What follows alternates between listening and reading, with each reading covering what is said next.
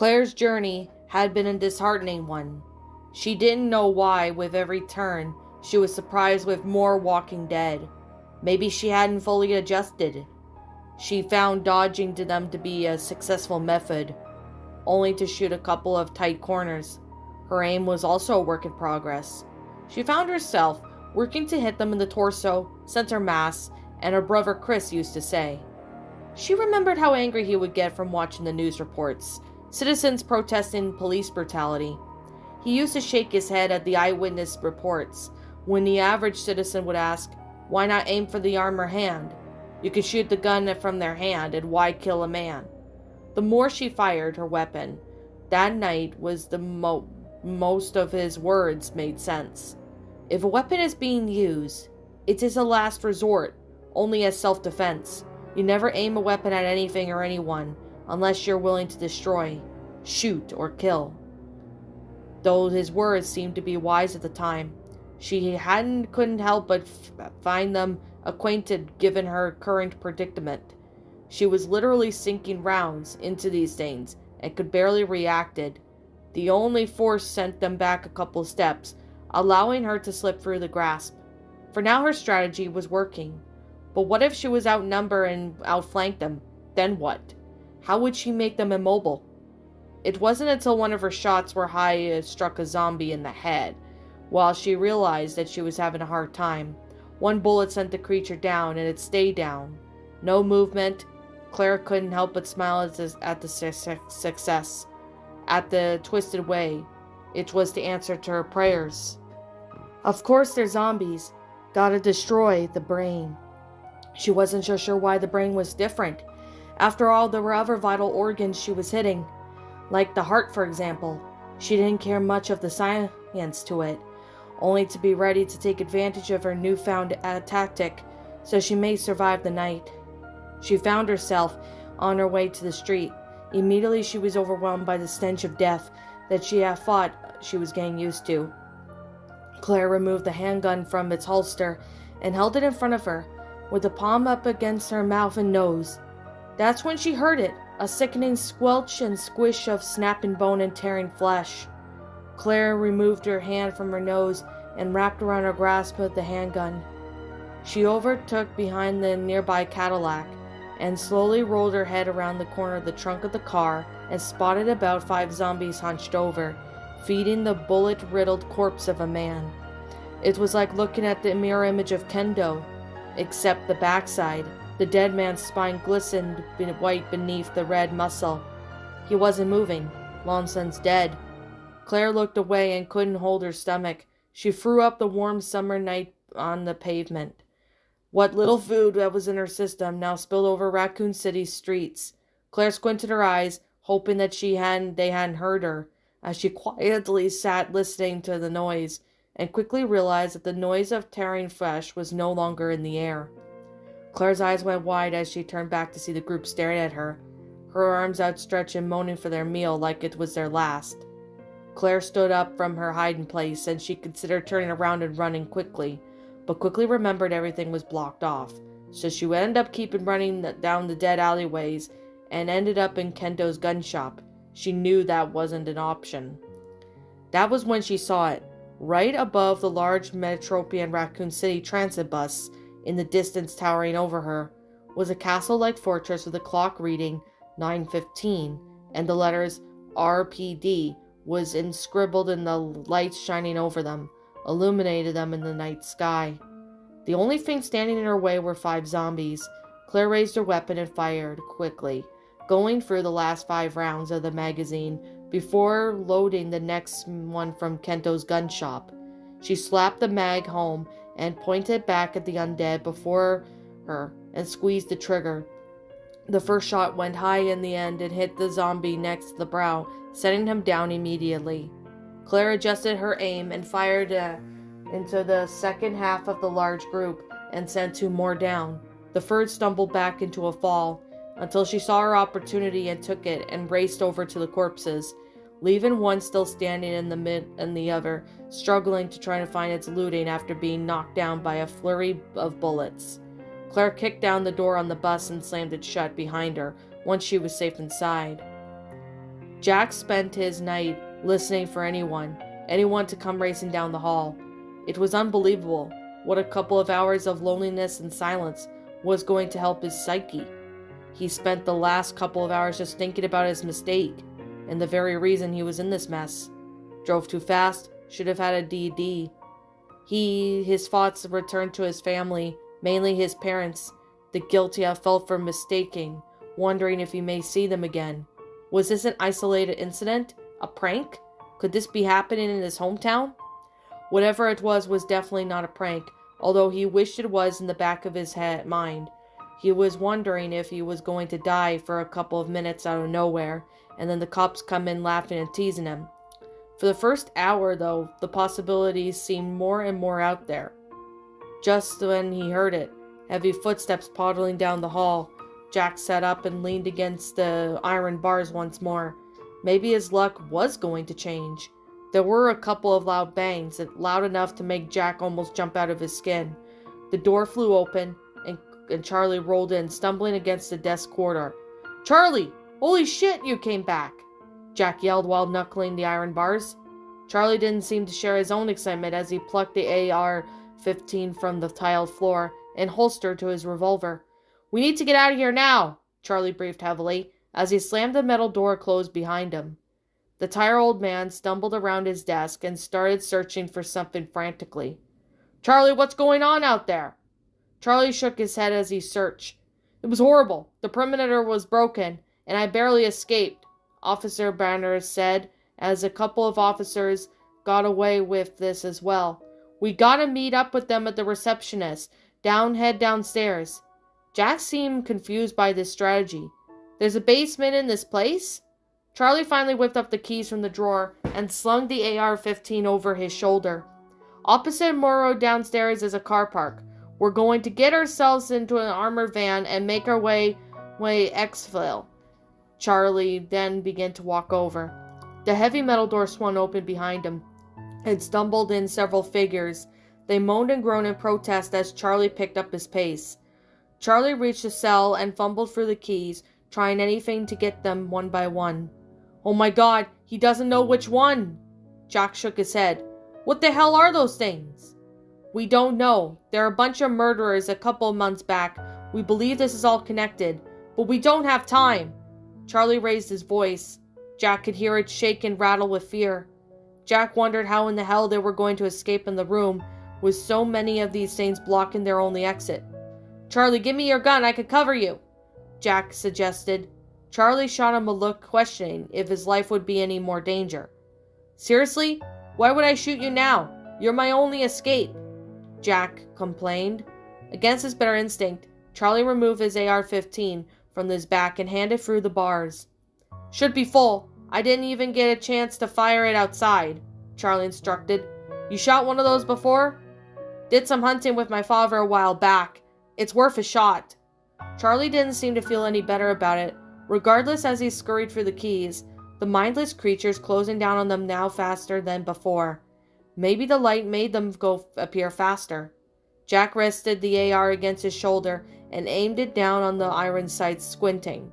Jack squeezed the trigger as the rounds ripped through the horde, knocking them back. One by one were nearly torn in half. Jack released the trigger, watching them all fall to the floor. All seemed to be looking up, but then Jack noticed movement. Ever-serrated zombie from before reached and began to pull itself across the floor. Dark cone-generated blood was oozing from his fresh wound. "Why is their blood so dark?" "Jesus, Charlie, what the fuck are those things?" Jack yelled. "Aim for the head. It's the only way we could stop them," Charlie yelled back. They are now only one cell away. Jack sporadically fired, only to stop for a second. "Sure, now you tell me, now that I'm used to most of my ammunition." Jack aimed to the closest one once more, squeezed, sending multiple rounds to the nearest creature. One went high and struck in the head, sending him to the floor immediately. "That's it, kid, you got it," Charlie yelled. Jack wasn't feeling so positive. His magazine had to be empty soon, and there were at least 5 more of them. "Hope you get a plan, Charlie. I'm running low on ammo," Jack yelled as he fired more, sending 2 zombies to one another against the wall. the blood from the impact smearing as they sagged. Charlie began to shake as he continued to struggle. Why so many keys? What is this? Every key in the building? Jack peeked down at the key ring to see how many he had tried. Still quite a few to go. There was still one of the keys with an engraving of a sword. Jack shook it from thought, and his mind pulled the trigger once more. Another creature was down, but the weapons began to click. Charlie, I'm out! You got any more for this thing? Charlie shook his head. Jack let the assault weapon fall to the floor in the cell and reached for the bars and pulled Charlie's revolver from his holster. The last two zombies seemed to pick up their pace, as if they sensed dinner was only a few seconds away. Jack slid the release on the revolver's side to reveal the cylinder. After a quick examination, he realized that only 2 shots remained. Either I'm the luckiest or unluckiest guy in the world right now. Jack whipped the revolver to the side and let the cylinder fly home and pulled the hammer back as he aimed. The custom night sights glowed over the zombie's head. Jack squeezed the trigger and watched as they had disappeared into a spray of red mist. Jack felt his stomach turn, but the adrenaline kept him going, forcing his throat to shove the bile back down.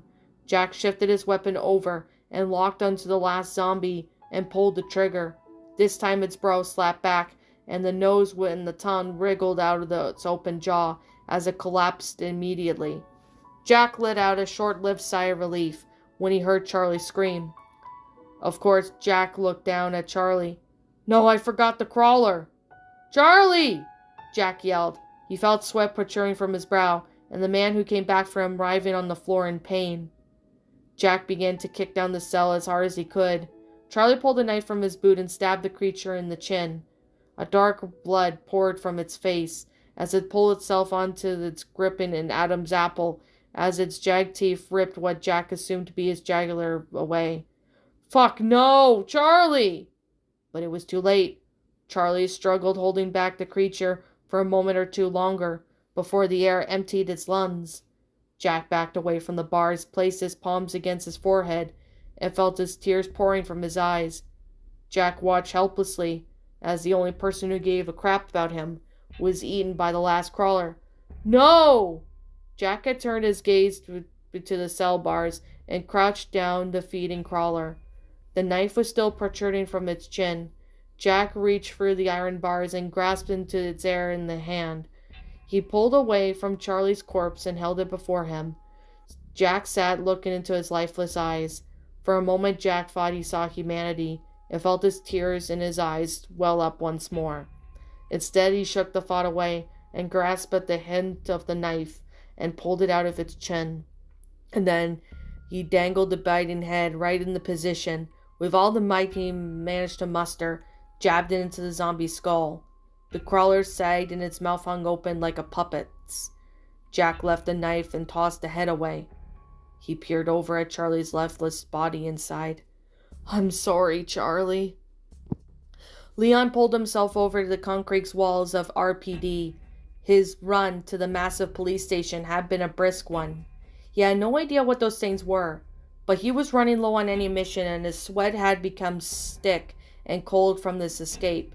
Leon swung his head over to the east side of the wall before jumping did a quick look around the main entrance of the courtyard. Nothing. Looks like a few in the courtyard. Main entrance is clear. Leon wiped the gunpowder sweat from his brow and leapt down to the wall against the planter. He stumbled out of the planter and drew his weapon. A Heckler and Koch VP-70 was on his service weapon, and he's never left his side on duty. Well, with the little time he has, being a rookie cop transferred to Raccoon City was not paving out the way he thought it would. However, another thought jogged into his main doors. Peering back at the stumbling creeched figures in the courtyard, Leon quickly made his way inside. He hoped that he'd find someone alive. Anyone. A sign that was all but lost, but the police station was eerily quiet, save for the two undead walking in the main hall. Leon took a moment for these insights. The main hall was Carvinist size and lavish in its decor. Up to its upright entry was a solid oak door that was a plague to the left of reading interrogation and holding cells. Leon turned his gaze away as if the other officers would be left in the more secure location. His best chances were to find the armory and the car park. The worst he could hotwire was a cruiser, and with that thought, Leon proceeded to hold the main hall and raised his handgun. Jack then suddenly rose from his cot and sat up, listening carefully. Gunshots? They were unmistakable. Someone was here, but who? Did he really want to know? Jack got up from his seat. It didn't matter if he was going to survive. He needed to make sure they knew he was here. Help! I'm in here! Jack yelled at the corridor. He waited for half expected them to come running. Nothing, not even a fourth gunshot. Could they have left? Jack listened carefully once more. Still nothing. Whoever they were gone and didn't hear shit. Jack let out a scream of frustration. God damn it! Jack plucked away from the zombie's body and chucked it as hard as he could to the cell wall. His reality seemed to sink in every half hour. This was no longer a cell, but a grave. It's only a matter of time. Leon went into the first set of double doors to his left and was immediately met with a .45 in his face. Whoa, hold your fire, Leon yelled, holding up both his hands. Just in front of him was a fellow officer. His uniform read, RPD Officer Brenna. Sorry about that, kid, he grunted as he lowered his pistol and holstered it into his holster. Looks like you're not one of those officers that were killed in the perimeter slaughter. Leon raised his eyebrow at him as the man's eyes fell on his badge. Oh, that's why I don't recognize you. Kennedy, you're the new transfer. Sorry about the crappy first day, officer. Leon laughed a little at the sarcastic remark before holstering his weapon down. What the hell is even going on in this town? Not long before all this began, we received reports of cannibalistic murders.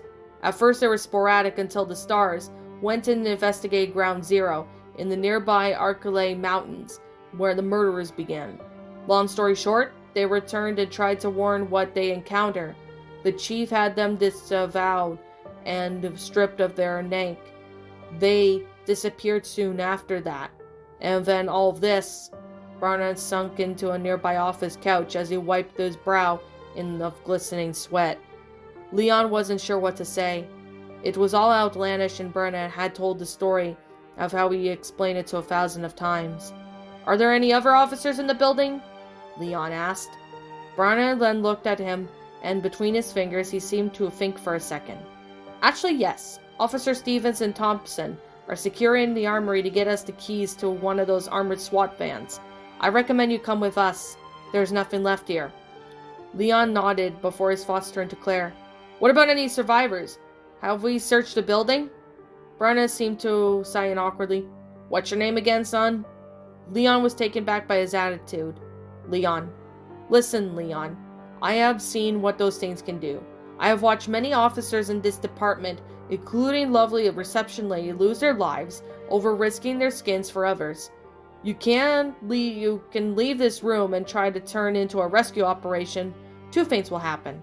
I can't promise you will be safe, and we will not wait in the van for you to show. We are at this point our combat infective, and the chief's gone missing. SWAT is obfuscated. The Stars are smart and went off grid. I promise you the four of us will be the last people in this building right now. Just then a loud screech emanated through the halls and echoed the reception. What was that? Leon asked. Brannon then just stood and drew his weapon. Shit, they found us. Leon then shot him a questionable glance. What has? His naive, youthful face looked worried. If you got your service weapon, I would get it ready, Brannon ordered him. Leon drew his H&K VP-70 and listened carefully as he aimed it to the floor. Leon felt a jump of spine under his skin, and the crash was heard from behind the panel. Reception. Something was coming. It pulled itself around the paneling, and Leon first caught a glimpse of this monster. This was no zombie, but a beast with eyeless, and it was a sickening combination of muscle and sinew. Saliva dripped from its razor-teeth-covered mouth, and its back was arched and hissing at them as it picked up the sweaty officer's scents. It had a sharp, massive white claw where its hands would have been, giant talons. Its feet were clawed, and then it turned its head to the direction. The most distinctive characteristic was its long whipping tongue that slid from its mouth. It let out a loud moan, but it was nothing like the zombies. It was lighter than the tone, but much more terrifying. Leon knew nothing about the creature, but already knew it was meant to live, and it was meant to die. "What? Where are we looking at, Branna?" Leon yelped. "We'll talk about it later," Branna said, as he raised his own weapon and pulled the trigger, and first the shot went low. Leon fired twice before shots striking the creature. That was when it moved, leaping them quickly. Leon dove to the right, hitting the floor with a thud. Branna then fell and rolled onto his shoulder. Turning the aim down at the creature, was now standing where they had been. Brannan pulled the trigger a few more times, and only his rounds were striking the creature in the shoulder. Leon then turned into a crouch and fired his weapon, missing the creature entirely. Nothing was going to happen if we can't hit the damn thing. Leon raced towards the broken window and turned to fire once more. The small reception area hit the creature a few times as it turned to Brannan. Brannan scurried away as Leon fired and stopped halfway across the small room.